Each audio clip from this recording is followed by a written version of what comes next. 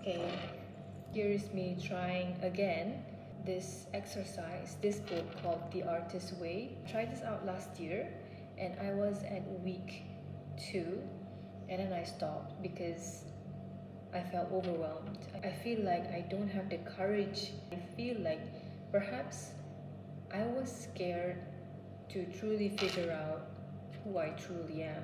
I think that could be it. That could be it. I don't know. I don't want to use the word struggle. I think learn. Yes, I'm still learning more about myself. It's an interesting journey. Sometimes it can be fun as well. So yeah, I want to reflect on one of the exercises that I did, which was the third one, the third exercise. You have to think about 3 of the monsters, if I'm not mistaken, the monsters in your life. And this exercise took some time for me to do so. Let me talk about the one that is the monster that is the most oldest, which happened when I was in year 1, when I was 7 years old. You're still very much naive. You don't know much of the world, especially if you come from a sheltered background. She was the class leader, and she was quite loud, not quite, very loud. She was a very loud person. Back then, in that school, teachers love those who are outgoing. They don't really like those who are timid, who are quiet. So those who are noisy, I would say, they have a exciting personality. So those are the ones that always get picked to become leaders, competitions, and the ones that are quiet are often left behind. So growing up, I realized that I want to make everyone happy. I don't want everyone to not like me because I don't want trouble. I don't want people to disturb me. I don't like the feeling of people hating me. I don't like that. I just want to live my life peacefully without being disturbed. And I think I picked it up from then on because maybe I don't know, maybe there's something about me that she doesn't like, that she doesn't find it comfortable. So that's why she picked on me. And then I, in return, thought I have to be someone who's invisible. So yeah, it's something I learned. So I did the task where you need to write a short horror story of one of those monsters of your creative block. And I've just realized, I've just remembered that the first monster from the year 1 bully that I had 2 stories of her. So the first one, since she was the class leader, right? So she was the class rep. So she's basically she didn't let people go to the toilet. She didn't let the students go to the toilet, but I really needed to pee. So what I did was I escaped from the back. The classroom has 2 doors and there's a back door.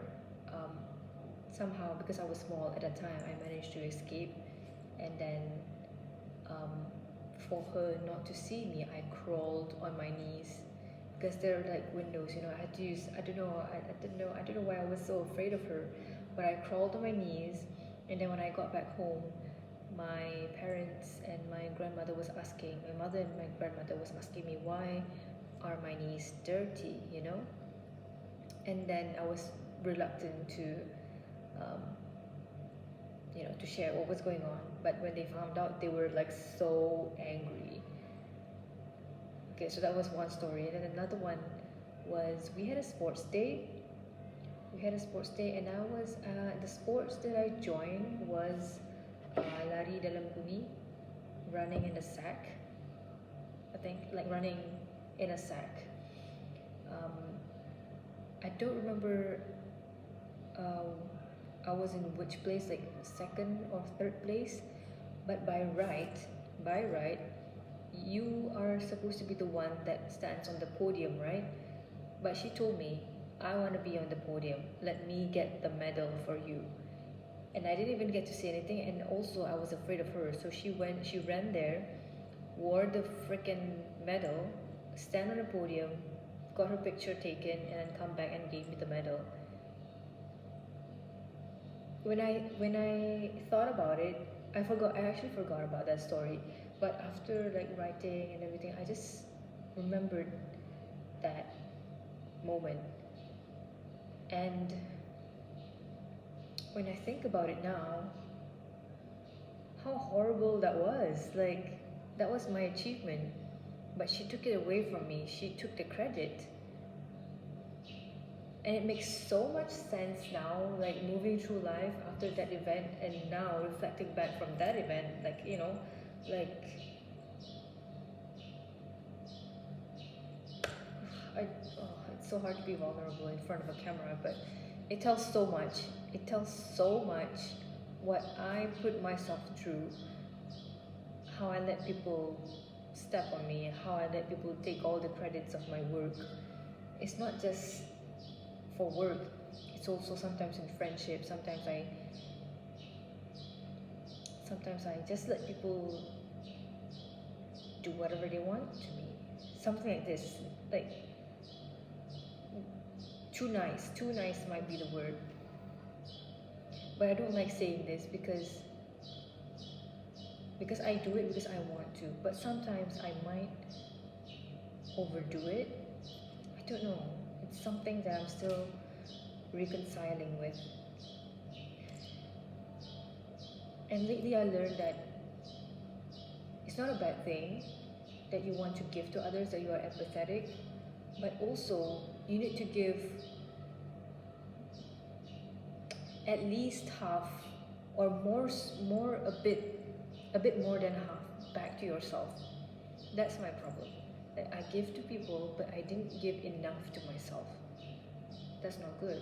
I'm starting to redraw my personal boundaries and learning to be firm with myself and the people around me.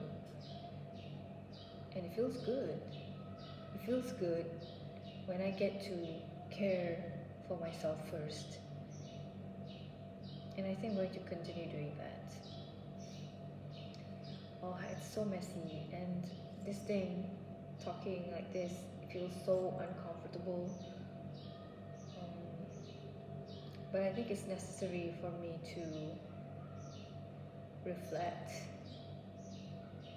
just to spill it out, because I've been keeping it all in. And so it's really important for me to address it once and for all, for me to move forward, become a better person, taking the steps forward. So yeah.